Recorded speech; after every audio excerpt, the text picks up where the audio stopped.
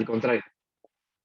Bueno, pues buenos días, buenas tardes, buenas noches, donde quiera que nos vean. Muchísimas gracias por acompañarnos en el programa de Mujeres Emprendedoras de regioenvivo.tv, con mi compañera Hiroshi de Lozada y mío especialmente. Gracias por estar con nosotros, por acompañarnos siempre los viernes. Y bueno, el día de hoy tenemos a un invitado muy especial, que es el doctor Jorge Rescala. Y tiene un currículum impresionante porque es naturópata, sabe de nutrición celular, pertenece a la mesa directiva de lo que es Herbolaria, ¿verdad, doctor? Sí, la Federación Mexicana Herbolaria, así es, medicina alternativa, así es. Y recibió honoris causa Bueno, por todo la el medicina ancestral. trabajo y el proyecto que hay sobre el reconocimiento y de las medicinas ancestrales, y tuve la fortuna de recibirlo en el Senado de la República. Muy Así es. bien, bueno, pues muchísimas gracias por estar con nosotros y pues bueno, vamos a empezar, ¿cómo ve?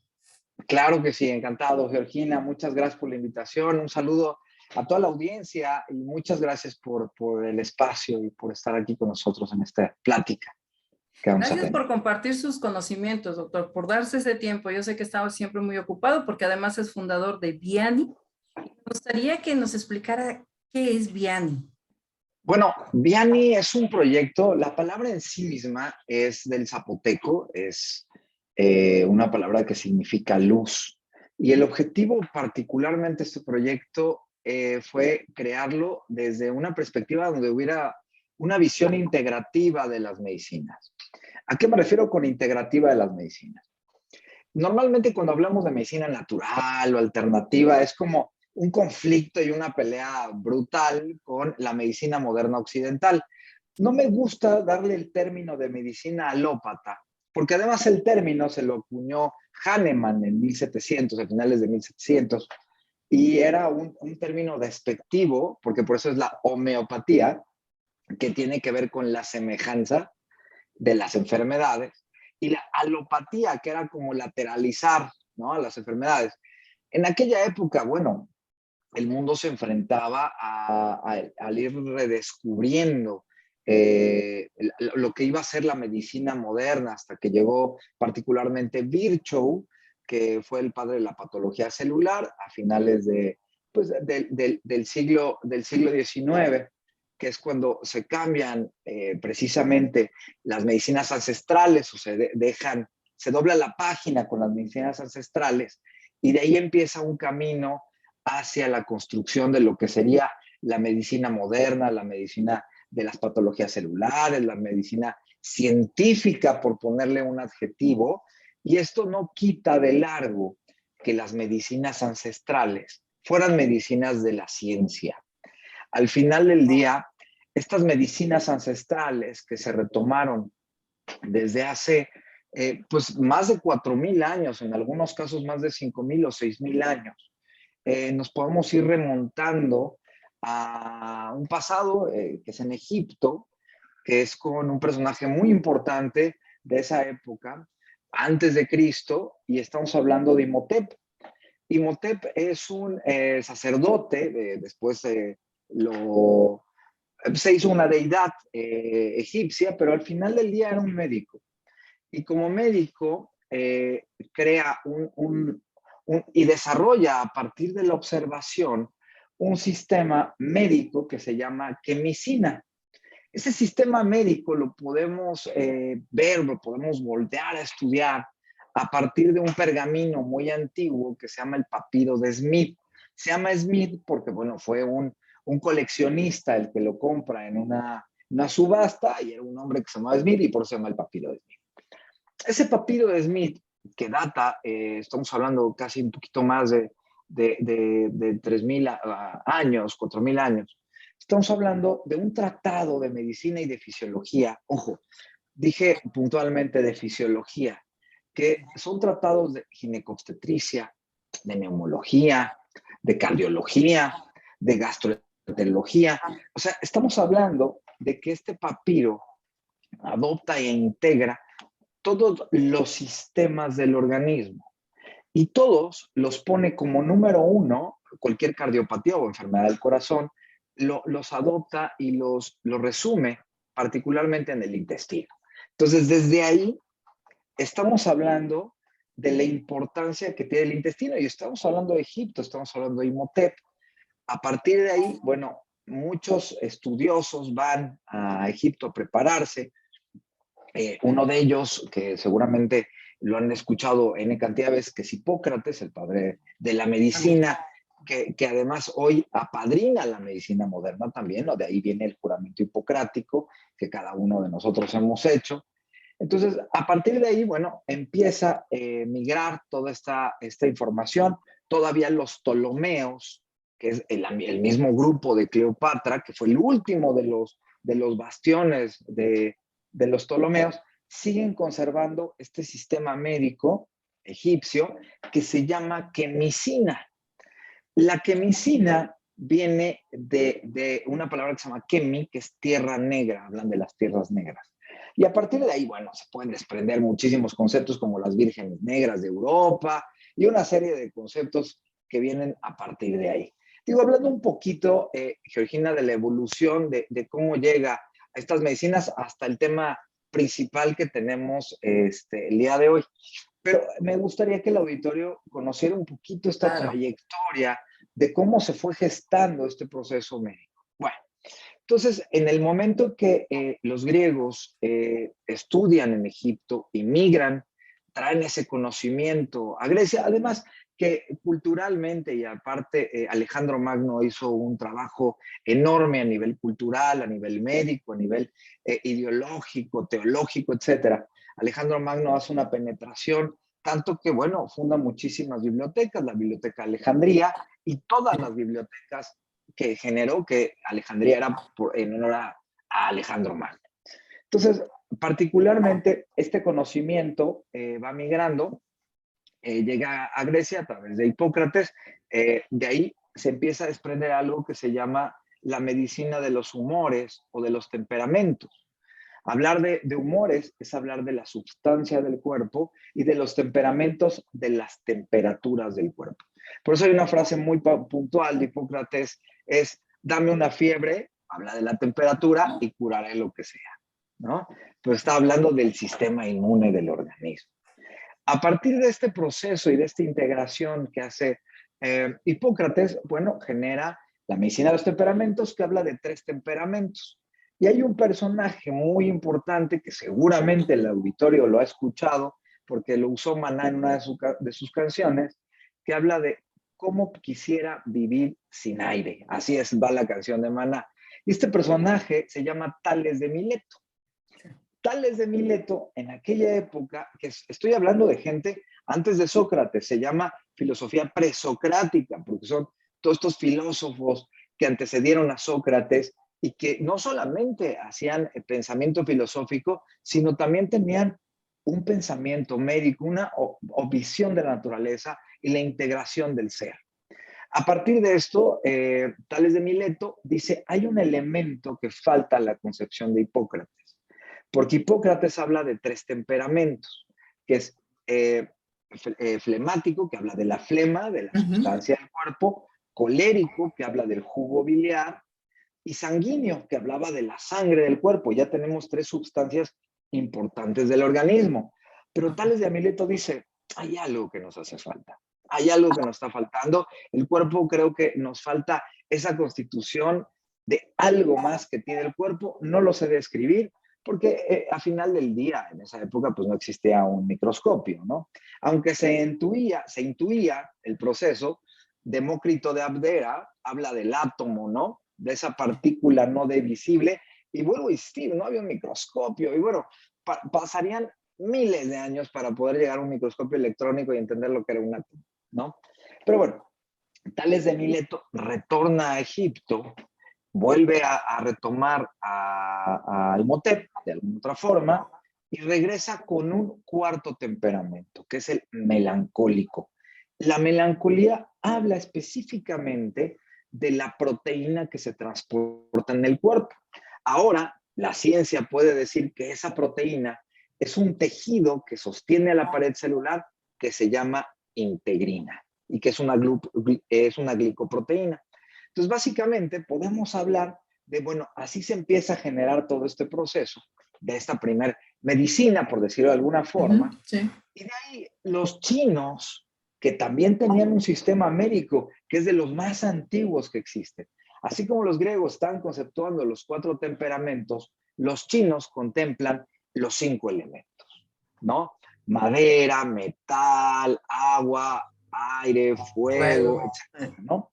Esos elementos tienen mucho que ver también con la sustancia del organismo, ¿no? Esta sustancia del organismo que tiene temperaturas, que tiene sustancia, que tiene viscosidades, etcétera. Y así lo definían ellos mismos. Entonces hacen un sistema fisiológico que hoy se puede explicar a través de la medicina moderna de una forma muy clara, pero lo impresionante es que esos hombres en esa época, estoy hablando hace 5,000 años, cómo intuían estas relaciones entre corazón, pulmón, riñón, hígado, y que además hoy podemos perfectamente entender el abordaje a partir de la observación del ser humano, del cuerpo, del microscopio y de estas relaciones que se tienen en la fabricación de hormonas, ¿no? Como es el pulmón que tiene una relación con el riñón, el hígado con el pulmón, etc. A partir de ahí, los chinos generan ese sistema médico también muy interesante que tiene que ver con la alimentación, número 1, que también hablan de las fiebres, que también hablan de las temperaturas, a lo mejor con un código diferente a los griegos, pero estaban hablando de lo mismo. Entonces, evoluciona esto, el imperio griego evoluciona mucho, pero después viene el imperio romano. El imperio romano extrae estos conceptos médicos muy importantes y empieza a darle una penetración importante hacia Europa. De ahí los mongoles toman esta información, también existe la medicina mongólica, la medicina de India, etcétera, y empieza a hacerse una integración a través de los árabes. Los árabes, que son a los que les llega este conocimiento, que partía de Egipto, de los chinos, de los griegos, Pues, de los mongoles, etcétera, llega este conocimiento hacia los árabes por el imperio turco, que tiene pues sí, tiene un gran contacto con los mongoles. En aquella época eran enemigos, después ese imperio evolucionó y creció muchísimo. Pero bueno, más allá de eso, de ahí se hace una integración a través de los árabes y es justamente donde personajes tan importantes como Ibn Sina, que lo conocemos en Occidente como Avicena, y otros tantos médicos de la época, o hakims, que esa es la palabra en árabe para determinar médico, empiezan a hacer una integración ahora de lo que era la medicina tradicional china, de lo que era la medicina greco-árabe, de lo que era la medicina egipcia, de la medicina laquemicina, y hacen esta medicina greco-árabe de los temperamentos, analizando pues más a fondo y esta integración, o sea, no se pierden un solo elemento y lo hacen en una integración absoluta. A partir de ahí, el ser humano, bueno, sigue en un proceso evolutivo de reconocimiento y de descubrimiento y sigue evolucionando esta medicina gracias a los árabes, migra hacia toda Europa y una de las principales escuelas, una de las principales universidades en Francia, que es la Universidad de Montpellier, que a la fecha hay una facultad de medicina, empieza a desarrollar y detonar todas estas medicinas.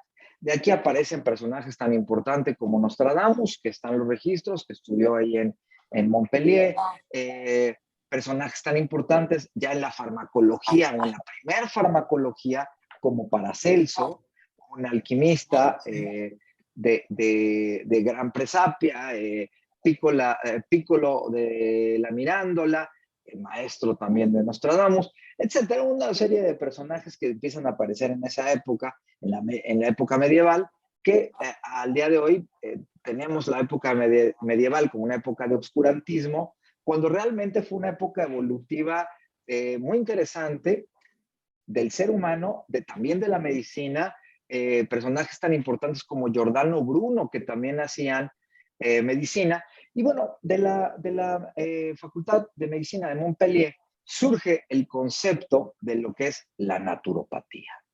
Esta naturopatía que ahora migra hacia Alemania, y en Alemania vienen ahora ya, estamos hablando de la época victoriana, ya empieza a aparecer Kuhn, un personaje muy importante, Sebastián Nipper, que habla precisamente de las terapias, de las hidroterapias o de las talasoterapias, que son terapias con agua de mar, pero se empieza a migrar toda esta información, se empieza a integrar, me empiezan a entender un poco más la sustancia del cuerpo. Surge también en Alemania a partir de Hahnemann, finales del siglo XVIII, la homeopatía, ¿no?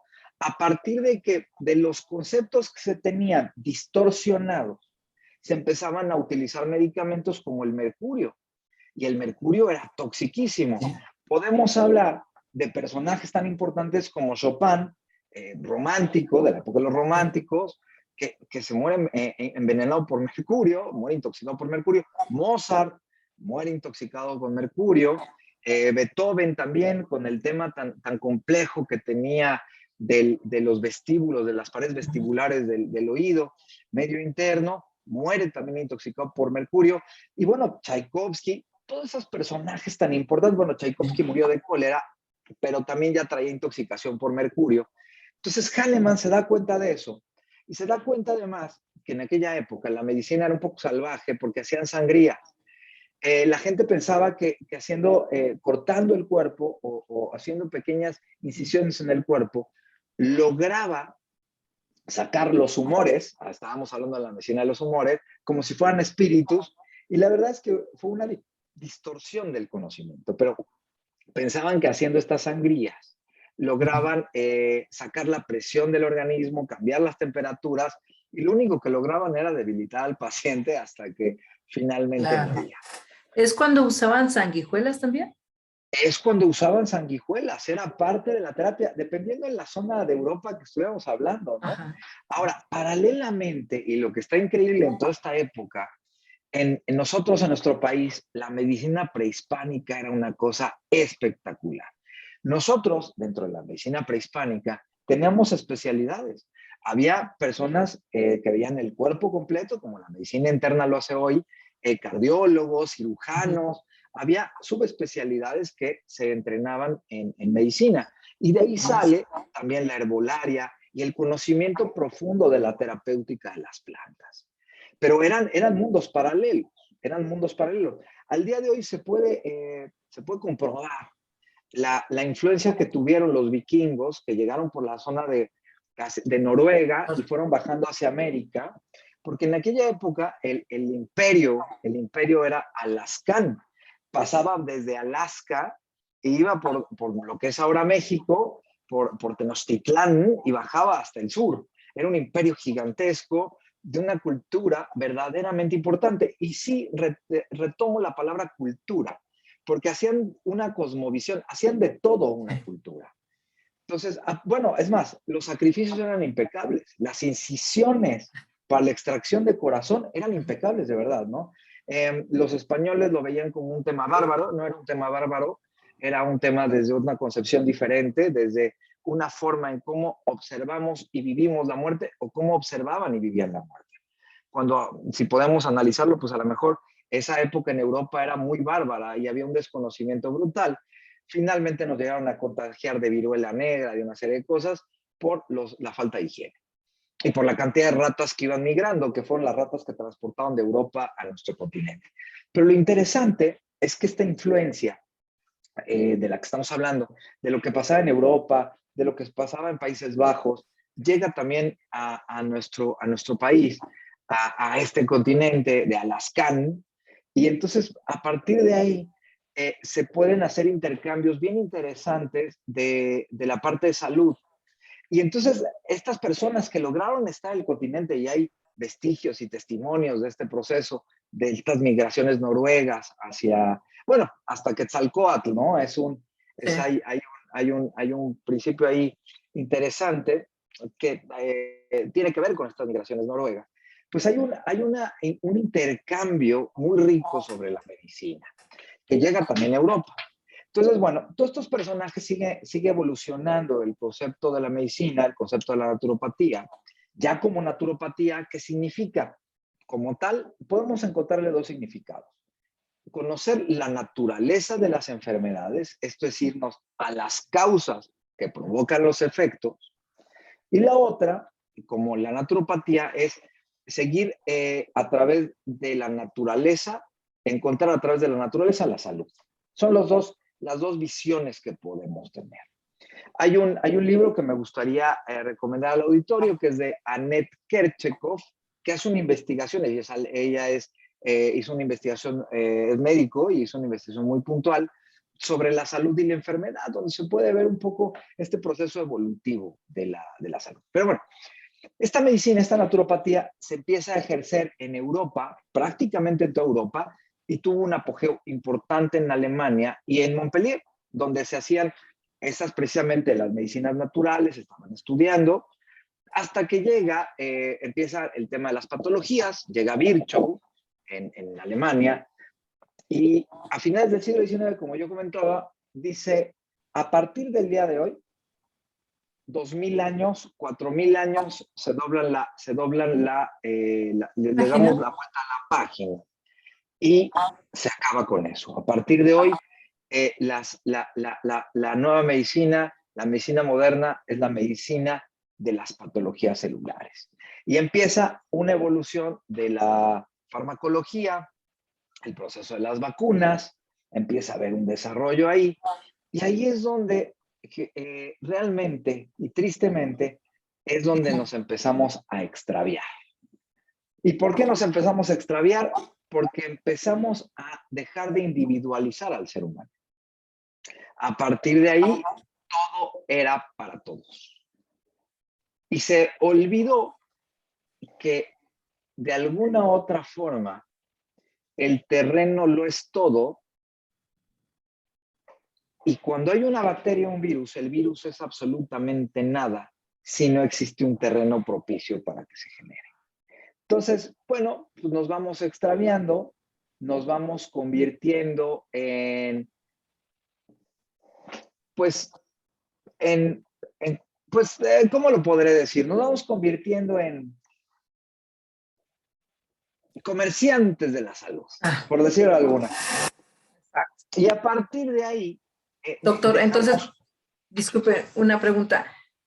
Quiere decir que antes era individual, o sea, te reviso a ti, veo cuáles son los síntomas, lo que tienes, y a partir de ahí ya sé que te voy a medicar o recetar o dar. Ya después es todos el mismo medicamento, ya sin un origen de un estudio individual, ¿es lo que me está diciendo? Todo para todos, sin Ajá. excepción, o sea, el mismo fármaco, el mismo antibiótico de forma generalizada, sin estar volteando las particularidades de ese ser. Entonces, hay cosas que se pueden generalizar, sí, pero hay cosas que se tienen que particularizar, y ahí es donde se empieza a perder el concepto de la individualidad en un tratamiento, pero la sociedad se extravió. La sociedad se perdió porque la individualidad se perdió de forma generalizada, en el arte, en la ciencia, Sí. en el ser. Fuimos perdiendo al ser y la observación al ser y a la naturaleza. Lo urgente nos llevó a perder lo importante. Y a partir de ahí empezamos a tener, pues, extraviarnos, y empezamos de cualquier forma a violar las reglas de la propia naturaleza. Al violar las reglas de la propia naturaleza y el comercio que se empieza a extender, empieza a llegarnos, pues sí, productos, podemos hablar de productos que no eran de la temporada, ni de la estación, ni de la región, y empezamos a distorsionar nuestra forma de alimentarnos, y a distorsionar nuestra forma de cómo volteábamos a vernos a nosotros mismos. Empezamos a generar una desconexión a partir de nosotros mismos. Empezamos a perder la visión de que el ser humano es un cuerpo mucho más allá de un pedazo de carne, mucho más allá de un cuerpo biológico, mucho más allá de un cuerpo fisiológico, eléctrico, bioquímico. Hay emociones. De hecho, muchas de las tendencias de las tradiciones contemplan la emoción. En algunos casos le llamaremos chakras, en otros puntos o meridianos, como en la medicina tradicional china, donde se trata también la parte emocional. En México, cuerdas o barras. Digo, tenemos muchas formas de decirle y de abordar el tema, pero se fue perdiendo y nos fuimos extraviando en el proceso. En ese proceso donde el ser humano hoy nos convertimos en un planeta de consumismo, Sí. y al hablar de consumismo también hablo en específico en la alimentación. Hoy comemos 120 veces más que hace 200 años. Hoy comemos 5 o 7 veces, comemos sin apetito. Tenemos todo tan a la mano que Sí. hoy hemos roto los principios también del ser y de la biología y de la bioquímica de ese ser. ¿Y a qué nos lleva todo esto? A un trastorno de enfermedades. Yo sé que se puede decir, y lo podemos decir desde la medicina moderna, que la expectativa de vida ha incrementado. Y lo pongo entrecomillado, ¿no? Porque no, es Sí. que ahora una persona vive tal, tal, tal. Sí, pero se nos olvida que antes había guerras. Podemos ver al pueblo prehispánico lo que hacen y podemos analizarlo porque está escrito. Podemos ver crónicas de Bernal Díaz del Castillo, lo que escribía en la crónica de Nueva España, la longevidad de esas personas. Luego podemos ver varios códices que se escribieron donde hablaban específicamente de usos y costumbres y de la edad a la que llegaban y que vivían y la forma que comían. Estamos hablando de que no comían a veces más de 4 veces o 3 veces al día. Hoy comemos hasta 5 o 6 veces al Sí. día, Sí. combinamos muy mal, comemos Uh-huh. absolutamente todo. Llega una industria que empieza a evolucionar. Nos convertimos en una sociedad, para ser muy puntuales, reduccionista y simplista. Entonces ya podíamos tener una frase que es fast food, comida rápida, ¿no? Sí. Y esta comida rápida, que yo no tengo que hacer nada y todo se integra, ¿no? Hoy estamos de verdad en el borde, de poder producir, entiendo el planeta, entiendo lo que está pasando, pero poder producir carne artificial. O sea, estamos llegando a unos niveles donde, a ver, ok, la puedo producir. ¿Qué va a hacer mi cuerpo con eso? Eso es lo que no volteamos a ver. ¿Qué va a hacer Exacto. mi cuerpo con esa evolución? Yo reconozco profundamente dentro de la medicina moderna la capacidad que tenemos para desarrollar microcirugías. En eso ha habido una evolución brutal. Pero en las enfermedades crónico-degenerativas estamos perdiendo la batalla. Sí. Estamos perdiendo la batalla. Y esto nos lleva justamente a hablar pues del tema de hoy que tiene que ver de la Diabetes. diabetes, ¿no? Así Y es. bueno, la diabetes es un término que se acuña a esta enfermedad del trastorno, de un trastorno o una deficiencia del metabolismo para la absorción de nutrientes, y esto se voltea a ver desde Grecia. O sea, los griegos son los que acuñan el término diabetes mellitus. Mellitus era porque en aquella época, los médicos de la época, incluso los de Europa, olían y probaban la orina. De hecho, había muchos diagnósticos a partir de la orina. Entonces, esa orina olía dulce y sabía dulce. Y había un aliento a fresas fermentadas, que era un aliento dulce, ¿no? Ahí se acuña el término de diabetes mellitus. Y entonces, bueno, yo recuerdo, y probablemente usted recordará también, que, bueno, en aquella época, Georgina, en los 80s, 70s, yo recuerdo cuando decían, es que el tío del primo del abuelo tiene diabetes. Y era así como, ¡oh, tiene diabetes! ¿No? Y yo no lo conocí nunca, ¿no? Nada más hablaban del tío del primo del abuelo. Sí. Y entonces hoy, cuando volteamos a nuestro alrededor, Juan tiene diabetes, Laura tiene diabetes, mi primo, mi tía toma medicamento y llevan una vida así, una vida de control, más no de calidad. Incluso Entonces, niños, ya niños de bueno, 8 años. estamos hablando, Georgina, que hoy estamos entrando en los primeros lugares mundiales y no estoy hablando de diabetes infantil, de DM1, porque hay dos tipos de diabetes. Una diabetes que es parte de una enfermedad autoinmune que empieza en la edad infantil o de la adolescencia, que es el el sistema inmune atacando al páncreas. Ese es DM1.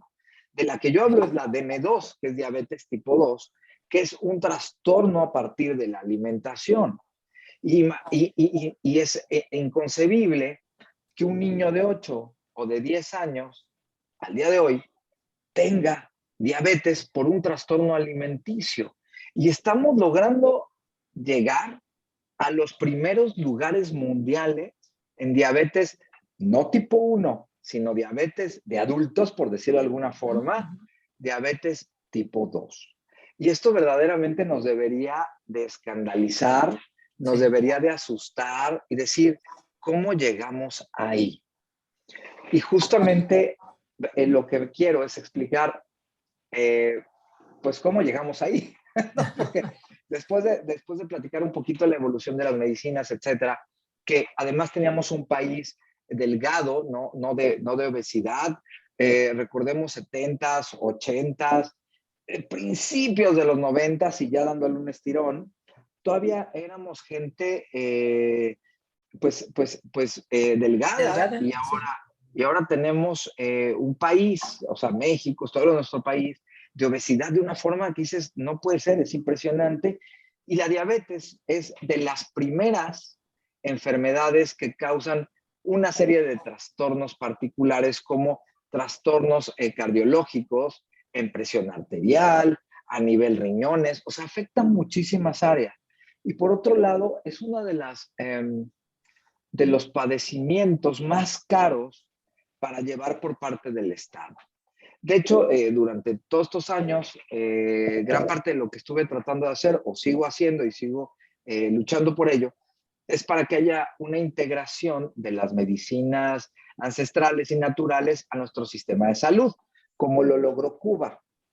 Cuba, podemos pensar muchas cosas de Cuba, buenas, malas, lo que sea, pero lo que sí es que se toman las cosas muy en serio.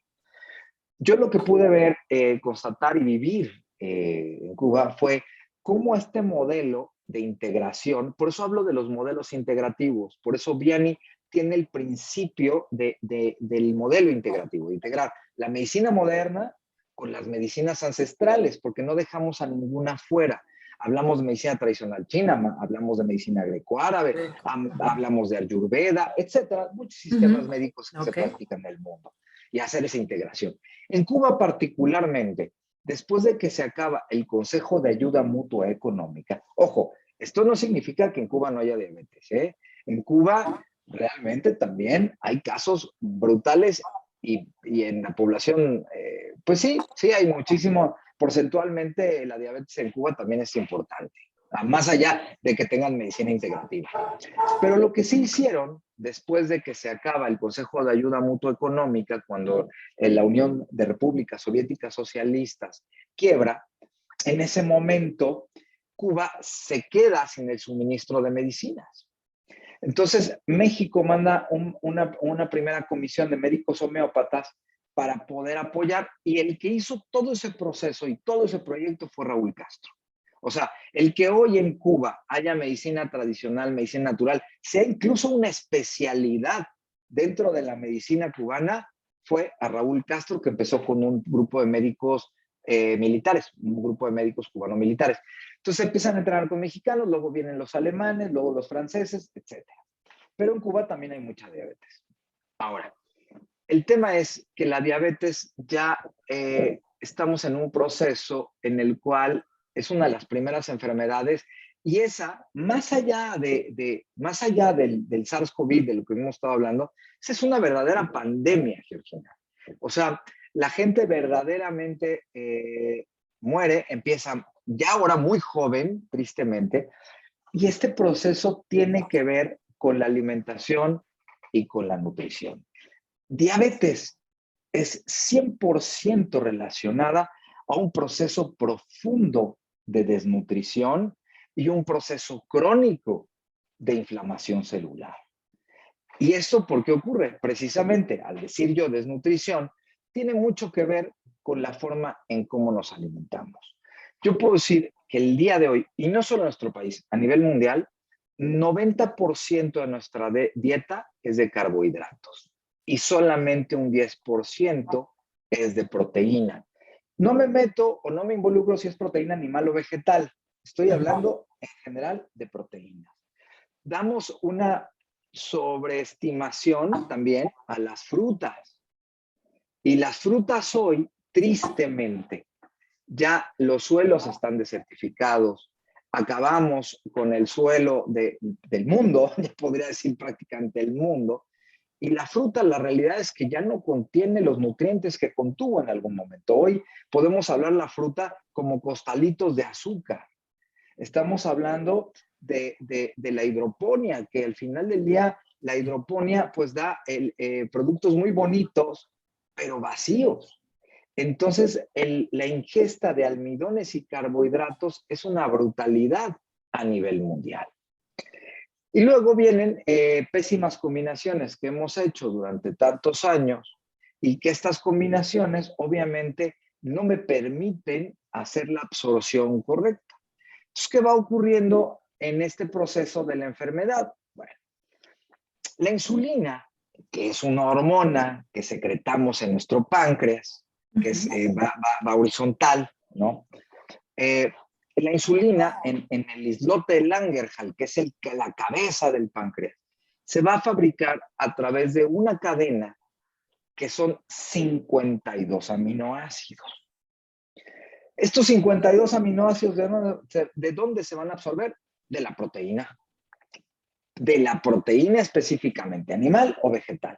Ahora, nos enfrentamos con un mundo en plena desnutrición, donde ya incluso el ganado, Georgina, lo alimentan con galletas. Ah, sí. Todo el desperdicio de las empresas galleteras llega al ganado. Claro que tenemos unos cortes llenos de grasa maravillosos, porque le quiero decir al auditorio que todo el carbohidrato y todo el almidón que ingerimos se va a convertir en grasa. No solamente en el ganado, también en nuestro caso. Y bajo esa dinámica empezamos a ver los trastornos alimenticios a partir de la alta ingesta de carbohidrato. Y al hablar de carbohidratos estoy hablando de azúcares, los refrescos, el pan, los lácteos y las harinas que generan una distorsión brutal en nuestra alimentación. Y me gustaría platicar un poquito cómo es este proceso de absorción perfecta. Pero bueno, ante la deficiencia de la nutrición, mi páncreas no logra la cadena de los 52 aminoácidos para producir la insulina, y a lo mejor, si bien nos va, logramos una cadena de 50, de 48, y empezamos a generar insulina de mala calidad. Esta insulina de mala calidad, por más de que trata del páncreas mandarlo al hígado para romper la glucosa y transformarla en energía, es deficiente. Y entonces los receptores de la célula, en los hepatocitos, que es la célula del hígado, se van quemando. Y entonces cada vez se vuelve más complicado y más complicado el proceso de producir energía. Por lo tanto, el cuerpo ahora tiene que buscar su guardadito gracias al carbohidrato, que son las grasas. Entonces ahora el páncreas, este páncreas que produce insulina, que no está siendo eficiente, tiene que ahora producir una segunda sustancia que se llama glucagón. Y el glucagón lo que va a buscar es ahora beta, a través de las células beta del páncreas, oxidar esa grasa para producir una energía, algo que pueda mantener vivo a mi humano. Y cuando la beta oxida, va a convertirla primero en una acetona. Sí, una acetona, con las que nos limpiamos las uñas, es exactamente eso. Ahora, ¿qué ocurre con esa acetona? Esa acetona empieza a entrar al torrente sanguíneo, empieza a deprimir mi oxigenación, y en ese momento el riñón, tratando de compensar esa deficiencia, porque al no haber oxigenación en la sangre, se empieza a acidificar. Mi sangre tiene que tener un pH alcalino de 7.4 y cuando baja de ese 7.4 a 7, ya estoy acidificando mi sangre. En ese momento mi riñón empieza a sobrerevolucionarse, empieza a perderse el bicarbonato de la sangre, se empieza a desplomar, se empieza a bajar la alcalinidad, se empieza a bajar la oxigenación y el riñón, para tratar de compensar, empieza a elevar el potasio.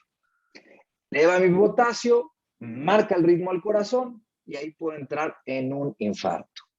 Este ya es el cuadro de un proceso que se llama cetoacidosis metabólica, porque son a través de la acetona. La acetona no terminó de dar su proceso de metabólico de acetona para convertirse en una acetona y luego en energía. No alcanza a convertirla en energía. Estamos hablando de un proceso profundo de desnutrición que empieza, obviamente, ¿cuál es uno de los síntomas principales? La poliuria, o sea, orinar mucho. ¿Por qué? Porque estoy tirando toda esa intoxicación que está teniendo mi cuerpo a través de la acidificación de la sangre. Se empieza a orinar y orinar y orinar y empiezo a orinar cetonas. La orina empieza a salir dulce porque hay muchísima glucosa ya en sangre que no se pudo metabolizar, no se pudo desdoblar y empiezo con ese síntoma. El otro es mucho sueño, mucho cansancio, necesidad de comer, comer, comer, porque el cuerpo me está diciendo, ayúdame, no me estoy nutriendo a nivel celular, ya no hay oxígeno, ya no hay nutrición y estoy entrando en una crisis brutal. Es ahí cuando ya de plano me tengo que ir a urgencias, me tienen que atender, meterme bolos de bicarbonato, bolos de insulina para que la insulina del cuerpo baje la producción de glucagón, me tienen que estabilizar con gluconato de calcio. Todo ese proceso se está haciendo en terapia intensiva. ¿Pero por qué llegar ahí?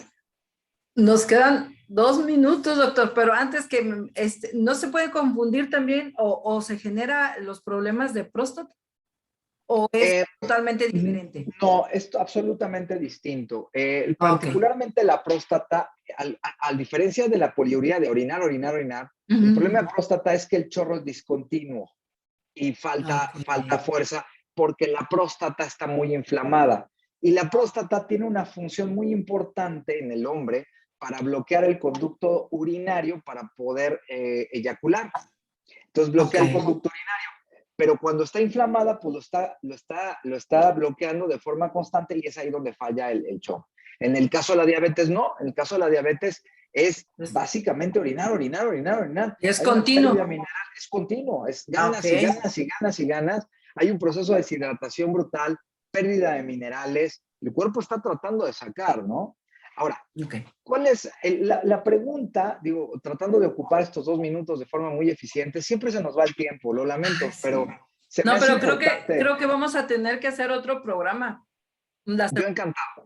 La segunda parte yo creo que sí. ¿Y sabe por qué, Georgina? Porque me encantaría explicar el proceso metabólico. Digo, ya hablé un poco de la distorsión del proceso metabólico, cómo lleva un proceso de diabetes, etcétera, porque es una profunda desnutrición a nivel celular, a nivel del cuerpo. Claro. No estoy logrando armar las cadenas de aminoácidos para la producción de la hormona y por ende está deficiente mi cuerpo. Y entonces me dicen, voy con un endocrino y me dice, no, es que tiene resistencia a la insulina. A ver, no es que tenga resistencia a la insulina, es que mi insulina es de pésima calidad porque no estoy logrando producir la sustancia. Y es ahí donde yo puedo decir, y verdaderamente es factible, es que hay una solución para la diabetes. O sea, la diabetes sí es factible y sí se puede curar y se puede resolver. Estoy hablando de la diabetes tipo 2 principalmente, ¿no? De la diabetes de la que estamos hablando por una distorsión de la alimentación. Y se puede resolver. El tema es que nadie voltea a ver las causas. El objeto aquí es, si nos ponemos en esta medicina moderna, lamentablemente nos convertimos en paleadores del cuerpo. Cállate, no me gusta, entonces doy fármaco A, fármaco B, fármaco C, fármaco Z y controlo, pero no curo. Eso nos lleva a una profunda frustración a nivel médico. O sea, eso dices, no puede ser. O sea, a ver, nada se cura, todo se controla. ¿Qué sentido tiene? ¿Por qué hace 4,000 años sí se curaban las enfermedades y ahora no? ¿Por qué en esa evolución de 4,000 años hay más enfermedades raras que en esa época? Yo no estoy diciendo que no hubiera en su momento y en su tiempo, cosas que se podían enfrentar. La viruela negra fue terrible, la peste fue La peste, terrible, ¿no? ajá, sí, claro. Fue terrible y esa sí fue una pandemia brutal, mató más del 45% de la población de aquella época. Hoy, si analizamos los volúmenes de gente que ha fallecido lamentablemente por el SARS-CoV, pues el número es muy pequeñito comparado a los anales de un 45%. Sin embargo, lo que sí podemos ver es el tamaño de inflamación celular que tiene el organismo y no nos damos cuenta porque es un padecimiento silencioso, Georgina. Y ahí muchas de las mujeres dicen, ay, la celulitis, ¿no? Y lo estoy viendo solo en piel, cuando lo que está pasando dentro de mi cuerpo no lo volteo a observar.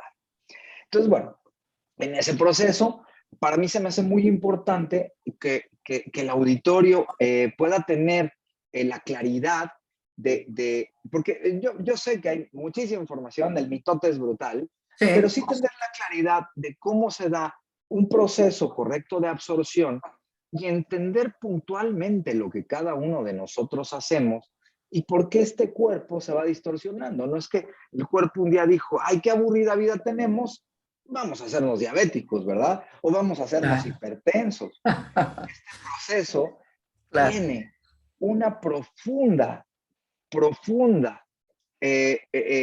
evolución que tiene que ver con el cómo comemos, el proceso de desnutrición tan brutal y la inflamación celular. Y la joya de la corona de todo esto, como lo dijeron los egipcios, es el intestino. El intestino.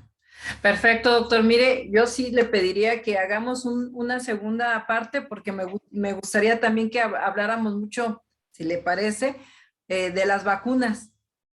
Encantado. Perfecto, me encantaría. Sí, Encantado, claro que sí.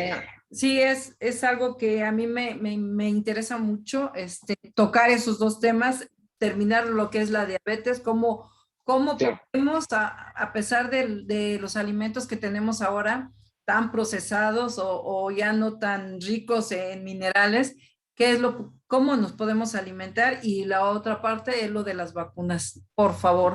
Por supuesto que sí, y bueno, me gustaría también invitar al auditorio a que también conozcan todo lo que he publicado, etcétera. Siempre estamos publicando y siempre estoy publicando información. Tenemos un Facebook que es Viani, B de bueno, y de Ignacio, AANI, para que conozcan un poco más el concepto de este proyecto. En YouTube nos pueden encontrar como Viani Medicina Greco-Árabe. En mi Twitter me pueden encontrar como @DR Rescala con K, y tenemos un WhatsApp que es donde pueden también hacer preguntas, pedir más información, que es el 442-825-0730. ¿Lo puede repetir? 442, claro que sí, 442-825-0730. Y bueno, pues ahí pueden ir viendo muchas de las cosas que voy publicando, que vamos haciendo. Yo ahorita estoy haciendo un doctorado en neuroendocrinología, precisamente en Cuba. Ahora que vaya, que ya me toca, ahora sí ya regresar, porque con la pandemia pues todo se paró. Voy a querer hacer un enlace desde uno de los hospitales donde estoy allá, porque estoy en neurología en La Habana y luego estoy en Villa Clara también en endocrino. Entonces, bueno, hacer unos enlaces también para que conozcan a ese lindo pueblo y a esa linda gente y a todos los médicos tan maravillosos y compañeros que hay por allá. Pues saludos a todos ellos y saludo y lo felicito por todo el trabajo que está haciendo de rescatar todo lo que es la medicina tradicional. De verdad, muchas gracias. Y bueno, muchísimas gracias de parte de regioenvivo.tv, de mi compañera Hiroshi y especialmente mío.